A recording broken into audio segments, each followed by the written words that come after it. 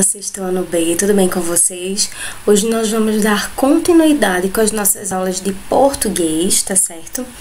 E hoje eu trouxe um tema bastante interessante, em que nós vamos agregar muito também nas nossas aulas de produção textual, tá certo? Tendo em vista que já vamos começar a trabalhar com os nossos paradidáticos, tá certo? Essa aula vai ser muito importante para nossa compreensão dos textos que vamos trabalhar, dos livros, tá certo?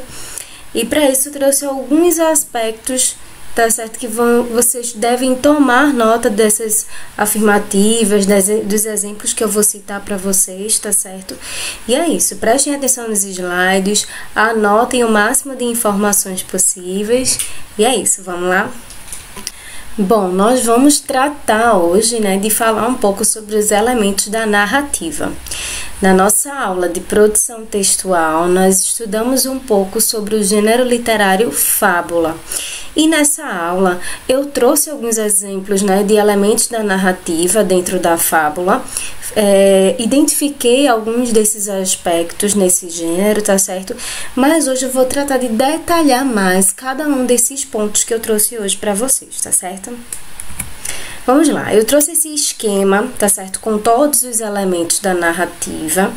Alguns deles nós identificamos na fábula, tá certo? Mas eu vou ressaltar um ponto bastante importante desse tema, tá certo? É que esses elementos nós podemos encontrar eles em vários outros gêneros literários, tá certo? Alguns textos, certo? Alguns gêneros, nós não vamos encontrar uma delimitação de tempo, de espaço bem definida. Não é uma regra, tá certo? Mas vamos encontrar um enredo, vamos encontrar um tipo de narrador, um tipo de personagem, tá certo? E para isso eu vou detalhar um pouco de cada um deles para vocês hoje, tá certo? Como eu falei na nossa aula de produção textual, o enredo, né, é a descrição dos acontecimentos dentro da obra, tá certo? Em que o narrador, os personagens, né, vão vivenciando, o narrador ele vai narrando esses fatos, né, os acontecimentos.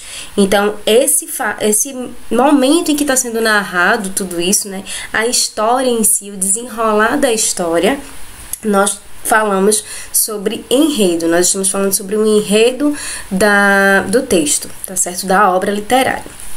Bom, o narrador, eu vou destacar para vocês 3 tipos de narrador, certo? Nós temos o narrador personagem, que é aquele que está contando os acontecimentos e, ao mesmo tempo, ele é um personagem, tá certo? Ele está narrando, mas ele também está participando do enredo. Tá? Então, quando nós temos uma obra em que o narrador, ele também é um personagem, essa narrativa, né, essa história, ela vai estar sendo narrada ou na primeira pessoa do singular ou na primeira pessoa do plural, tá certo? Bom, o narrador observador, ele é o oposto do personagem, ele não está inserido dentro do enredo, ele apenas está de fora observando os fatos em que estão acontecendo e narrando. Ele não está participando do enredo, tá certo?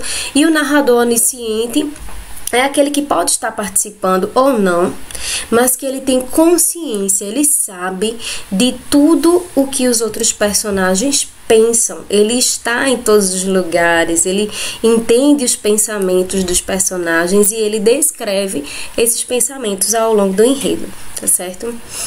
Quanto aos personagens, né, nós podemos tratar de dividir esses personagens em protagonista e o coadjuvante, né? O protagonista é aquele personagem principal, né, que está dentro da ideia principal do texto, tá certo?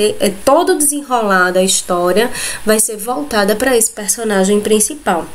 Enquanto o personagem secundário, ele vai estar nas histórias paralelas ao tema central, tá certo? O tempo. O tempo nós podemos definir como um tempo cronológico, que é quando os acontecimentos ele tem uma ordem linear, eles seguem uma ordem de acontecimentos, tá certo? Ou no caso do tempo psicológico, né, que não ocorre dessa forma. O tempo psicológico ele vai variar muito do personagem, né, de como está sendo narrado, né, vai depender muito do narrador também, de como está sendo narrado esses acontecimentos. E no tempo psicológico, ele não existe uma ordem, né, de estar narrando aquele tempo passado, depois o presente e depois os acontecimentos futuros. Não, no tempo psicológico ele pode estar falando de uma situação atual, depois ele volta para o passado, então ele pode voltar para o presente ou ir para o futuro. Não existe uma ordem, tá? E o espaço, né?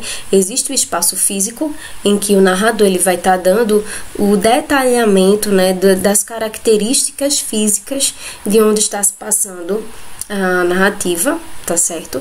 E o espaço psicológico. Esse espaço psicológico é quando o narrador ele começa a expor algum tema específico, né?